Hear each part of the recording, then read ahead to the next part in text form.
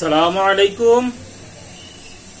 আমি doctor Naimul Kibria, BHMS Bangladesh homeopathic medical college, BHMS রোকেন ইসলাম homeopathic medical college.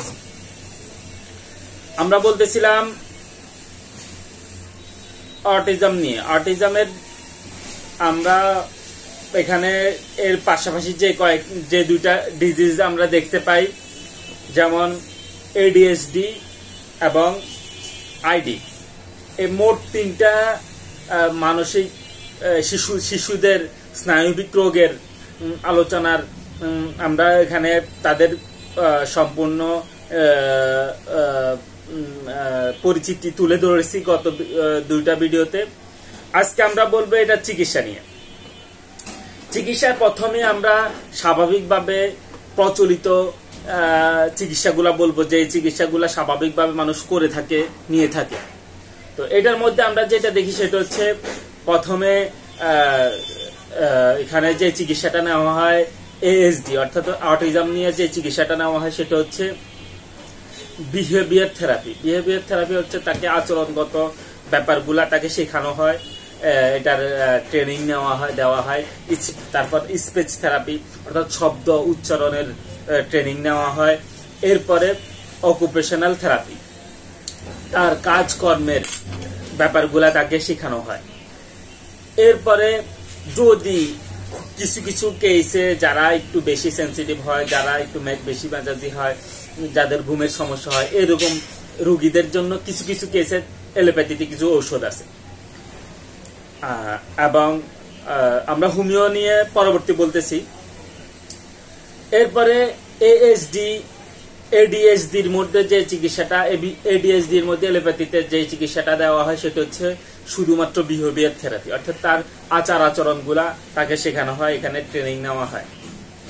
আর ID অর্থাৎ IQ লেভেলের যে চিকিৎসা, IQ লেভেলের চিকিৎসার মধ্যে তাদেরকে শিক্ষা ব্যবস্থা, তাদের শিখানোর সিস্টেমটাকে উন্নতকরণ করা হয় এবং এখানে তাদেরকে বিভিন্ন মাধ্যমে বিভিন্ন বস্তুগত জিনিস দিয়ে তাদেরকে শেখানো হয় এবং এই সিস্টেমের কিছু তাদেরকে থেরাপি দেওয়া হয়। এদের জন্য বিশেষ স্কুল আছে, বিশেষ স্কুলে এদেরকে বিশেষভাবে পড়ানো হয়। তো এই সব কিছু মিলিয়ে এটা হচ্ছে স্বাভাবিক প্রচলিত বা এলোপ্যাথিক সিস্টেমের চিকিৎসার ব্যবস্থা। কিন্তু এই সব চিকিৎসা ছাড়াও আমাদের হোমিওপ্যাথিতে ASD অথবা ADHD এবং ID অর্থাৎ IQ লেভেল, এই তিনটা সিস্টেমের জন্য আমাদের হোমিওপ্যাথিতে ভিন্ন ভিন্ন অবস্থায় ভিন্ন ভিন্ন চিকিৎসা আছে।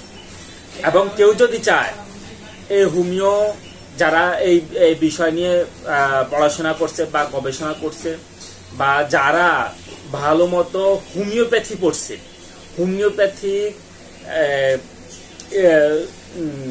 নলেজ ভালো রাখে, এদের কাছে যদি আপনি এই সিস্টেমের চিকিৎসার জন্য যান, অবশ্যই আপনারা ভালো চিকিৎসা পাবেন।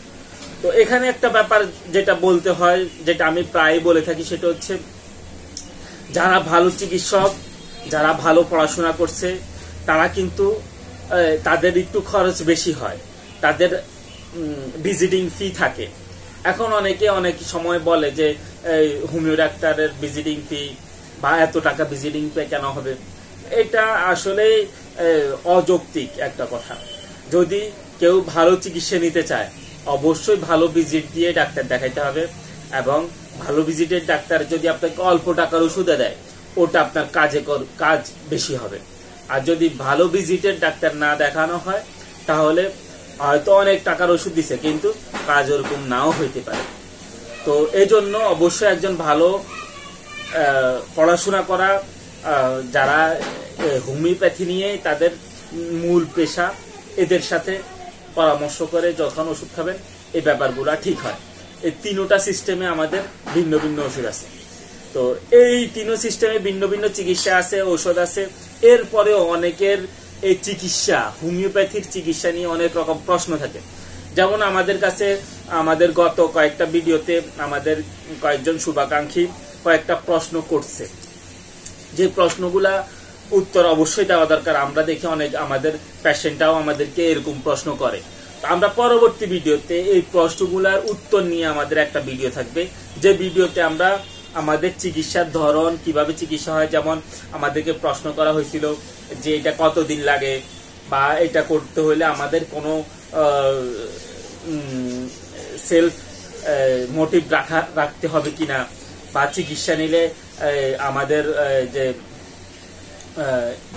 কেন আমরা হোমিওপ্যাথিতে নিব, কেন এলোপ্যাথিতে নিব না, এই ব্যাপারগুলো অনেক রকম প্রশ্ন থাকে। তা আমরা আগামী ভিডিওতে এই প্রশ্নগুলোর উত্তর দিয়ে আমাদের আগামী ভিডিও করব ইনশাল্লাহ। আজকের মতো আমরা এখানে বিদায় নিচ্ছি। আসসালামু আলাইকুম রহমতুল্লাহ।